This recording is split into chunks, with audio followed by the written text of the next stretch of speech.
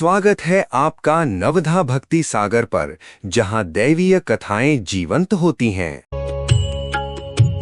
शिव नाम को है जिसने पुकारा, उसको मिला भोले का सहारा।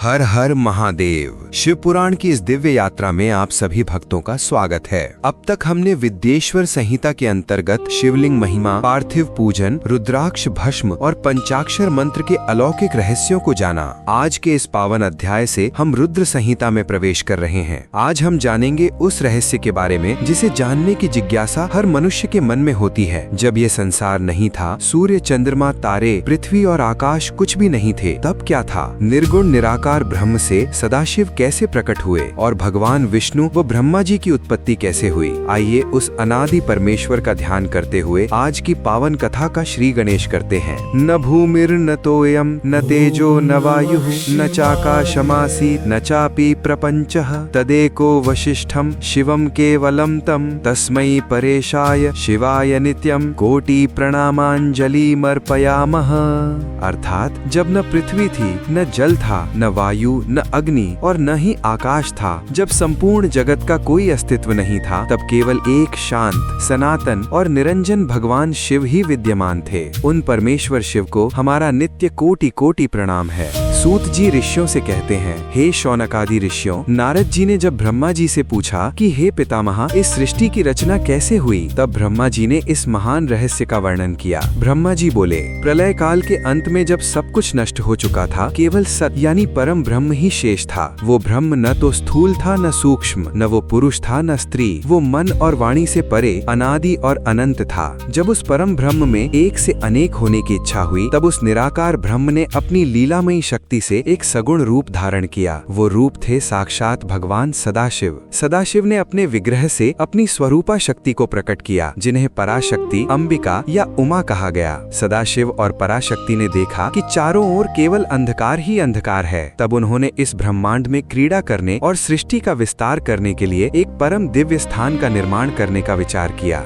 भगवान सदाशिव ने अपने पंचानन रूप से 5 कोस के घेरे में एक अत्यंत तेजोमय और आनंददायक क्षेत्र का निर्माण किया, जिसे आनंद कानन कहा गया। यही स्थान आज जगत प्रसिद्ध काशी नगरी के रूप में पूजनीय है। शिव जी ने काशी को अपने त्रिशूल के अग्रभाग पर धारण कर लिया, ताकि प्रलय में भी इसका विनाश न हो सके। इसके बाद भगवान शिव और माता जगदम्बा ने विचार किया कि सृष्टि के संचालन और जीवों के पालन के लिए एक ऐसे महान पुरुष की आवश्यकता है जो सर्वशक्तिमान और कल्याणकारी हो। तब भगवान शिव ने अपने दाहिने अंग पर अमृत समान जल छिड़का। उस जल से एक दिव्य पुरुष का प्राकट्य हुआ, जो अत्यंत सुंदर, शांत और श्याम वर्ण थे। उनके 4 हाथ थे, जिनमें उन्होंने शंख, चक्र, गदा और पद्म धारण कर रखे थे। भगवान शिव ने उन दिव्य पुरुष का नाम विष्णु रखा, क्योंकि वे समस्त जगत में व्यापक होने वाले थे। भगवान शिव की आज्ञा से भगवान विष्णु ने हजारों वर्षों तक कठिन तपस्या की। तपस्या के श्रम से उनके अंगों से जल धारा बह निकली, जिससे संपूर्ण शून्य आकाश जल से भर गया। थककर भगवान विष्णु उसी जल में यानी नार में शयन करने लगे, इसलिए उनका एक नाम नारायण पड़ा। जब भगवान विष्णु योग निद्रा में लीन थे, तब भगवान शिव की इच्छा से उनकी नाभि से एक दिव्य और अलौकिक सुवर्ण कमल प्रकट हुआ। वो कमल करोड़ों सूर्यों के समान तेजस्वी था। उस कमल के पंखुड़ियों के मध्य से 4 मुखों वाले ब्रह्मा जी का प्राकट्य हुआ। ब्रह्मा जी ने जब स्वयं को कमल के पुष्प पर पाया, तो वे चकित रह गए। उन्होंने कमल की नाल में उतरकर हजारों वर्षों तक अपने रचयिता को खोजने का प्रयास किया, लेकिन उन्हें कोई अंत नहीं मिला। तब आकाशवाणी हुई, तप करो तप करो। ब्रह्मा जी ने घोर तपस्या की, जिससे प्रसन्न होकर भगवान विष्णु प्रकट हुए। दोनों में परिचय हुआ, किंतु सृष्टि की रचना कैसे की जाए इसका ज्ञान दोनों को नहीं था। तभी वहाँ साक्षात भगवान सदाशिव प्रकट हुए और उन्होंने ब्रह्मा जी को सृष्टि रचना यानी रचनाकार और भगवान विष्णु को सृष्टि के पालन यानी पालनकर्ता का दायित्व सौंपा। रुद्र का प्राकट्य। सृष्टि रचना के क्रम में जब ब्रह्मा जी प्रजापतियों की रचना कर रहे थे, तो उन्हें घोर निराशा और असफलता का सामना करना पड़ा। तब ब्रह्मा जी ने भगवान शिव का ध्यान करते हुए तीव्र तपस्या की। ब्रह्मा जी के क्रोध और तप के प्रभाव से उनके मस्तक यानी भ्रुकुटी के मध्य से एक असीम तेजस्वी बालक प्रकट हुआ जो रोने लगा। ब्रह्मा जी ने उसका नाम रुद्र रखा। यही रुद्र साक्षात शिव के अवधूत रूप हैं जो सृष्टि के संहारक यानी विनाशक का दायित्व संभालते हैं। इस प्रकार एक ही परम ब्रह्म शिव से ब्रह्मा यानी सृजन, विष्णु